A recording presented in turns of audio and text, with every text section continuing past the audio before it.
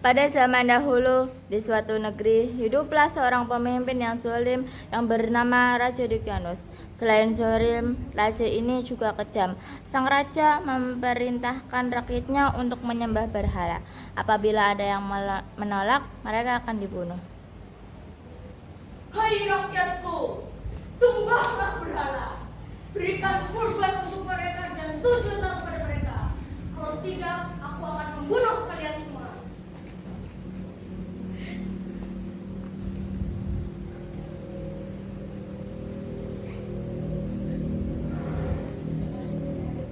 Di tengah-tengah masyarakat, ada sekelompok orang yang tidak suka dengan kepemimpinan Raja Dicyanus. Mereka adalah 7 pemuda yang soleh. Para pemuda itu hanya beriman kepada Tuhan Yang Maha Esa, yaitu Allah Subhanahu wa Ta'ala.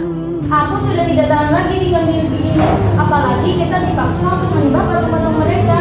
Mendapat itu, aku tidak suka. Aku juga, Raja tidak segan untuk membunuh orang yang tidak mau melaksanakannya. Bagaimana jika kita mencari tempat lain untuk beribadah? Maksudmu kita pergi dari sini? Sepertinya itu yang bagus. Kami setuju dengan rencana itu. Bagaimana dengan yang lain? Kami juga setuju. Baiklah, kalau begitu kita akan pergi besok pas pagi akan tidak ada orang yang melihat. Siap. Keesokan harinya, 7 orang pemuda telah meninggalkan negeri mereka dengan bersemangat. Para pemuda ini yakin bahwa keputusan meninggalkan adalah petunjuk dari Allah agar selamat dari kezaliman raja. Bersama mereka ada seekor anjing yang mengikuti selama perjalanan. Setelah berjalan jauh, sampailah di sebuah gua yang cukup besar dengan dinding yang tampak. Sebaiknya kita beristirahat sebentar di gua ini. Apakah aman di dalam sana? Aku akan masuk untuk memeriksanya. Salah satu pemuda itu masuk ke dalam gua. Tak lama kemudian, dia keluar dari pintu gua dengan tersenyum. Kalian semua masuklah ke dalam gua. Satu persatu pemuda itu masuk ke dalam gua.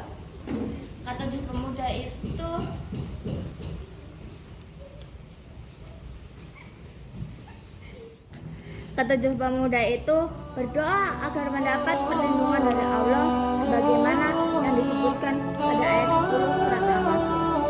Ya Tuhan, berikan rahmat kepada kami dari sisi-Mu dan sempurnakanlah petunjuk yang lurus bagi kami dalam urusan kami. Karena pemuda itu beristirahat, Allah menunjukkan kuasanya yang membuat mereka tertidur selama 309 tahun. Seperti yang disebutkan pada surat Al-Kahfi ayat 35. Dan mereka tinggal di dalam gua selama 300 tahun dan 9 tahun. Itu gua pada sebelah utara. Sehingga sinar matahari tidak bisa menembus ke dalamnya. Sedangkan anjing yang mengikuti mereka membentangkan kedua tangannya di depan pintu gua. Tak terasa, 309 tahun telah berlalu. Allah membangunkan ketujuh pemuda soleh ini dengan tubuh utuh seperti sebelum mereka tertidur. Wahai saudaraku, sudah berapa lama kita tertidur? Aku kira seharian sehari. Aku tidak yakin. Terdengar bunyi perut keroncongan. Tiba-tiba aku merasakan tidak ada makanan yang bisa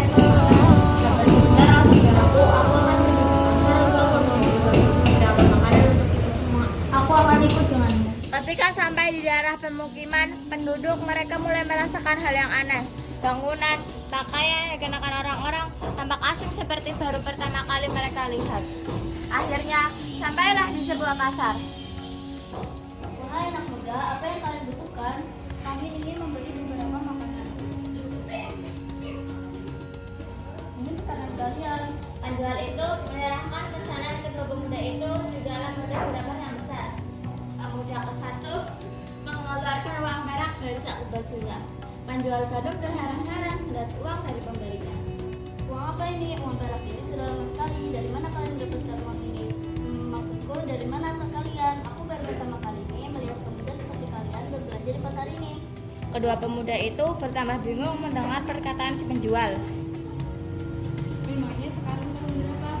Sepertinya ini uang zaman dahulu. Jadi, apa tidak sudah terjadi selama bertahun-tahun namanya? Penjual gandum makin bingung mendengar percakapan pembelinya. Tanpa sadar, tiga mereka menjadi sorotan orang-orang di pasar. Ketika sadar menjadi pusat perhatian, kedua pemuda ini bergegas meninggalkan pasar. Siapakah pemuda itu, wahai pemuda gandum? Aku juga tidak mengenal mereka. Jika melihat dari uang yang mereka bawa dan pakaian yang dikenakan, sepertinya mereka adalah manusia dari beberapa abad yang lalu. Aku yakin mendengar mereka mengatakan yang hidup selama beberapa tahun. Jadi apa kalau memang benar? Tidak mungkin mereka masih hidup sampai sekarang. Bagaimana jika kita laporkan saja ke pemuda tadi pada saja? Benar, ayo cepat kita laporkan. Setelah beberapa abad yang lalu, negeri yang dulunya dipimpin oleh raja yang zalim berganti dengan raja yang baru. Raja yang sekarang adalah raja yang adil. Seorang penduduk dan penjual gandum menghadap raja untuk melaporkan kejadian di pasar. Hai Baginda, jumlah pemuda semuanya ada 7 orang. Namun sesampainya kami di sana, semuanya sudah meninggal. Jadi cerita tentang ketujuh pemuda yang hilang pada masa pemerintahan di Kiamat itu sungguh ada. Bawa aku ke sana, wahai pengawal. Baik Baginda. Subhanallah, Maha Kuasa Allah atas segala sesuatu yang mematikan dan menghidupkan makhluknya ini.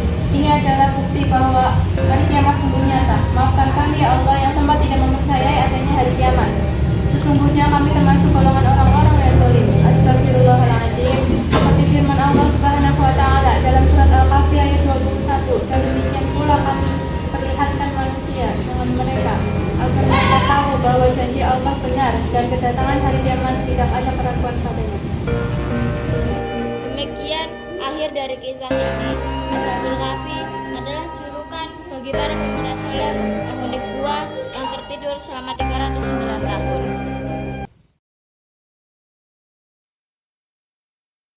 Tercatat sudah dalam sejarah 7 pemuda yang beriman melarikan diri ke dalam gua demi menyelamatkan iman. Du-du-du-du, du-du-du-du, du-du-du. Disangka tidur hanya sehari, rupanya 309 tahun. Zaman bertukar beberapa kurun, di bumi bersejarah Urdu. Du-du-du-du, du-du-du-du, du-du-du. Begitulah kuasa ilahi kepada Ashabul Kahfi.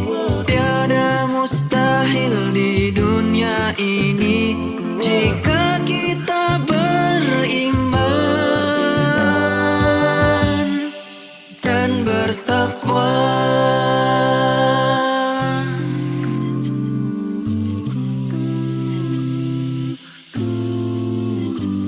Tercatat sudah dalam sejarah 7 pemuda yang beriman, tulang belulang berserakan, tulang dari binatang tunggangan, juga anjing yang dijanjikan surga, kitmir yang mulia.